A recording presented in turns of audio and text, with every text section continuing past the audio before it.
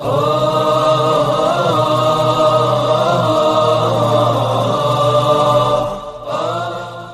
روم رحمۃ اللہ علیہ نے چوتھے دفتر میں آپ نے یہ بات وہاں پہ درج کی. آپ نے ایک حکایت لکھی.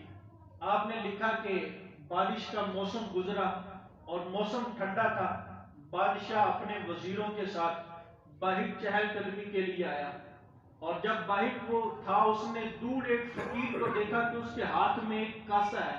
اس کے ہاتھ میں ایک کاسا ہے. بادشاہ مہربان ہوا، کہا کہ جاؤ اس کو بلا کے لاؤ، آج میں اس کی فقیری کو امیری میں بدل دوں گا. آج اسے اتنا عطا کروں گا کہ یہ بندہ خوش ہو جائے گا. آخری زندگی ہے، یہ کب تک مانگتا رہے گا، کب تک لوگوں کے دروازوں پہ جائے گا، اسے بلا کے لاؤ. اس کا وزیر گیا اور اسے جا کے کہا کہ تمہیں بادشاہ بلا رہے ہیں، بادشاہ تم پہ مہربان ہو گیا ہے، اور اتنا مہربان ہوا ہے، کہتا ہے کہ آج تمہاری فقیری کو امیری میں بدل دوں گا. فقیر کہنے لگا کہ جاؤ اسے جا کے کہو کہ تمہاری امیری مبارک ہو، مجھے تمہارا پیسہ نہیں چاہیے. وزیر کہنے لگا کہ بادشاہ ہے، تم اس کے سامنے کیسے بول سکتے ہو، آؤ آ کے وہاں کہہ لو. میں تو نہیں یہ بات کہنے لگا، اس کا مزاج بگڑ گیا، تمہاری بھی گردن اتار دے گا، میری بھی اتار دے گا. فقیر اس کے پاس گیا تو بادشاہ نے کہا کہ مانگ. کیا مانگتا ہے؟ جو مانگے گا تجھے دیا جائے گا. آج جو تو سوال کرے گا تیرا سوال پورا کیا جائے گا، کہ مرتے دم تک تجھے کسی کے پاس جانے کی ضرورت نہیں ہوگی.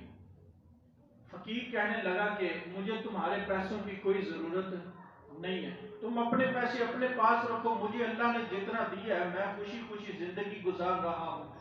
لیکن جب بادشاہ نے اصرار کیا تو اس فقیر نے، اس اللہ کے بندے نے، وہ اللہ کا بندہ اللہ کا ولی تھا، اس اللہ کے ولی نے وہ کاسا جو اپنے ہاتھ میں پکڑا تھا اس کاسے کو بادشاہ کے سامنے کیا. کہا کہ بادشاہ تو دینا چاہتا ہے، چل اس کاسے کو بھر دے، اس کاسے کو بھر دے، اگر تو دینے پہ آیا ہے تو یہ کاسا بھر.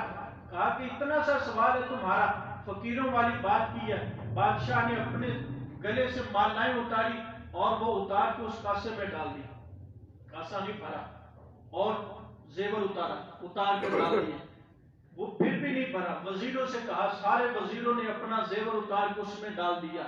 بادشاہ نے کہا خزانے کے دروازے کھول دو. دروازے کھول دیے گئے، سارا خزانہ اٹھا کے اس کاسے میں ڈال دیا گیا، لیکن وہ کاسا پھر بھی نہیں بھرا. بدل کر بھیس فقیروں کا غالب، ہم تماشائے اہل کرم دیکھتے ہیں. کاسا پھر بھی نہیں بھرا. بادشاہ نے سب سارا کچھ دے دیا. بادشاہ جب خالی ہو گیا، بادشاہ بھی سمجھ گیا کہ یہ کوئی اللہ کا بندہ عام نہیں ہے، یہ کوئی بڑا پہنچا ہوا ہے، اللہ کا ولی ہے جس کا ایک کاسا ہی نہیں بھر رہا. اور بادشاہ نے اس کے سامنے کہا کہ یہ راز تو کھولیے، مجھے بتائیے کہ آپ ہیں کیا، اور یہ کاسا کیا ہے، کیوں یہ کاسا نہیں بھر رہا. تو اس اللہ کے بندے کے آنسو بہنے لگے. کہا کہ میرے مصطفیٰ کریم علیہ السلام نے ارشاد فرمایا، حضور کا فرمان ہے کہ اس کاسے کو، اس دل کو، اس نفس کو قبر کی مٹی کے علاوہ کوئی شے نہیں بھر سکتی. اس مال کو انسان جتنا مال لیتا رہتا ہے، کہا کہ وہ مال تو ختم ہو جاتا ہے، لیکن اس کو کوئی مٹی ہی بھرے گی، دنیا کا مال اسے نہیں بھر سکتا.